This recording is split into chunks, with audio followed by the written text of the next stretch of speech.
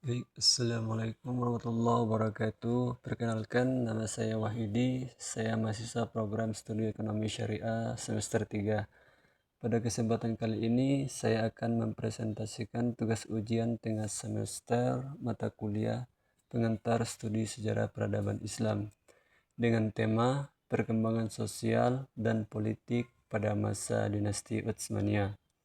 Dinasti Utsmaniyah atau yang dikenal juga dengan Ottoman Empire merupakan salah satu kerajaan Islam terbesar dan paling berpengaruh dalam sejarah dunia. Kerajaan ini berdiri sejak tahun 1299 Masehi dan bertahan hingga tahun 1924 Masehi. Artinya lebih dari 6 abad lamanya. Dalam video ini saya akan membahas bagaimana perkembangan sosial dan politik pada masa Utsmaniyah, bagaimana konteks masyarakat saat itu, serta apa relevansinya terhadap kehidupan modern saat ini.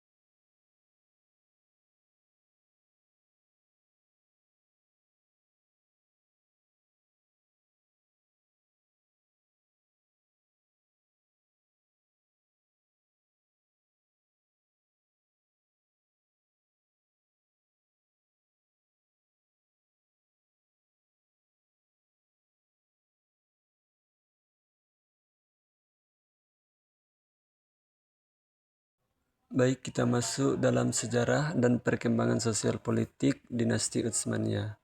Yang pertama itu ada awal berdirinya. Dinasti Utsmaniyah didirikan oleh Utsman bin Ertugrul, seorang pemimpin suku Turki Orkuz yang hidup di wilayah Anatolia sekitar abad ke-13.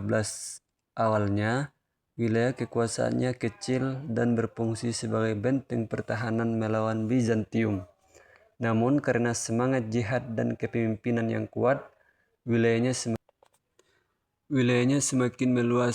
Setelah penaklukan Konstantinopel pada tahun 1453 Masehi oleh Sultan Muhammad Al-Fatih, dinasti Utsmaniyah berubah menjadi kekaisaran besar yang menjadi simbol kekuatan Islam dunia.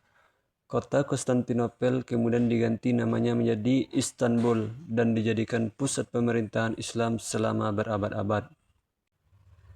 Baik, kita masuk dari puncak kejayaan. Masa keemasan Utsmaniyah terjadi pada masa pemerintahan Sultan Sulaiman Al-Kanuni, yang mana masa jabatannya yaitu 1520 sampai 1566 Masehi. Pada masa ini, wilayah kekuasaan Utsmaniyah membentang dari Eropa Timur, Asia Barat, hingga Afrika Utara. Dalam bidang politik, pemerintahan Utsmaniyah sangat teratur. Mereka menerapkan sistem monarki absolut, namun dengan pembagian kekuasaan yang jelas antara sultan dan para pejabat tinggi yang disebut wazir. Sultan berperan sebagai kepala negara dan kepala agama, sedangkan Grand Vizier berperan sebagai Perdana Menteri yang mengatur urusan administrasi pemerintahan. Dalam bidang sosial, Utsmaniyah dikenal dengan sistem milet, yaitu sistem yang memberikan kebebasan kepada kelompok non-muslim seperti Yahudi dan Nasrani untuk mengatur urusan agamanya sendiri asalkan mereka taat kepada hukum negara. Kebijakan ini menjadikan masyarakat Utsmaniyah hidup damai, rukun, dan saling menghargai perbedaan. Baik, kita masuk dari kemajuan ilmu dan budaya. Selain kuat dalam bidang militer, dinasti Utsmaniyah juga unggul dalam bidang pendidikan, ilmu pengetahuan, dan seni arsitektur. Banyak dibangun madrasah, perpustakaan, masjid megah, dan lembaga pendidikan tinggi. Contohnya yaitu Masjid Sulaimaniyah di Istanbul yang menjadi salah satu karya arsitektur Islam terbesar di dunia. Dalam bidang hukum, Sultan Sulaiman dijuluki Al-Kanuni atau pembuat undang-undang karena berhasil menyusun sistem hukum Islam yang diterapkan secara adil dan menyeluruh. Baik, kita masuk dari masa kemundurannya. Setelah abad ke-17, dinasti Utsmaniyah mulai mengalami kemunduran.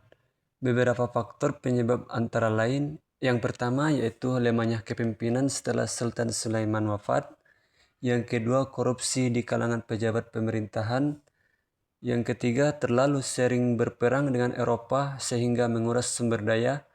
Yang keempat, masuknya pengaruh budaya barat dan hilangnya semangat jihad. Baik, sedikit saya jelaskan yang mana kemundurannya di bidang politik.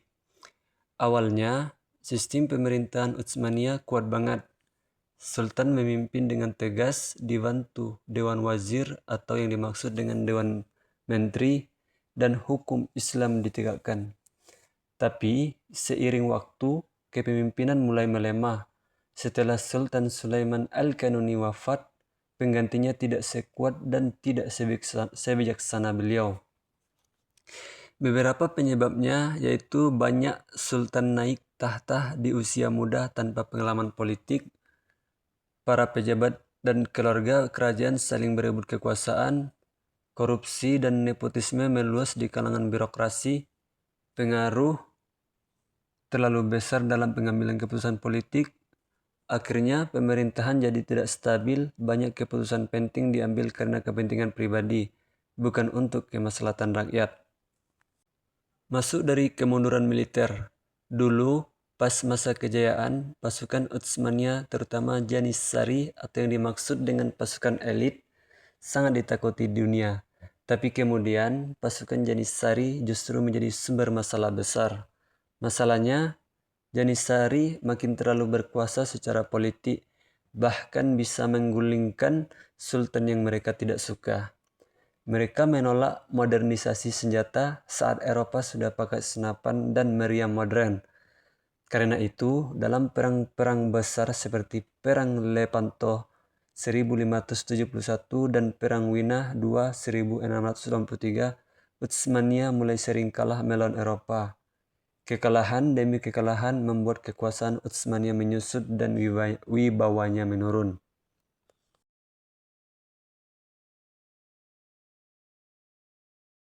Baik, kita masuk dari kemunduran ekonomi. Kejayaan ekonomi Utsmaniyah dulu didukung oleh jalur perdagangan dunia antara Eropa dan Asia. Tapi setelah bangsa Eropa menemukan jalur laut baru ke India dan Asia Timur, jalur perdagangan Utsmaniyah lewat darat jadi sepi. Selain itu, pajak semakin tinggi untuk menutup biaya perang, korupsi merajalela, hasil pajak banyak diselewengkan, mata uang mereka mengalami inflasi besar karena terlalu banyak dicetak tanpa cadangan emas. Industri lokal kalah saing dengan produk-produk impor dari Eropa yang lebih murah. Jadi secara ekonomi mereka pelan-pelan kehabisan darah. Kita masuk kemunduran sosial dan pendidikan. Secara sosial, masyarakat Utsmaniyah mulai terpecah secara kelas. Kaum bangsawan dan pejabat hidup mewah, sementara rakyat kecil makin miskin karena pajak berat dan harga barang naik.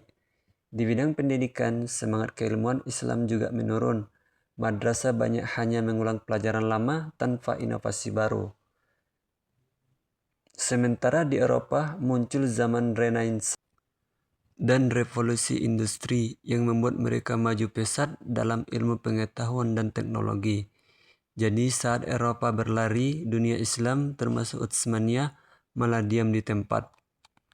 Baik, itu saja penjelasan kita tentang sejarah peradaban Islam pada masa dinasti Utsmaniyah. Untuk kesimpulannya boleh dilihat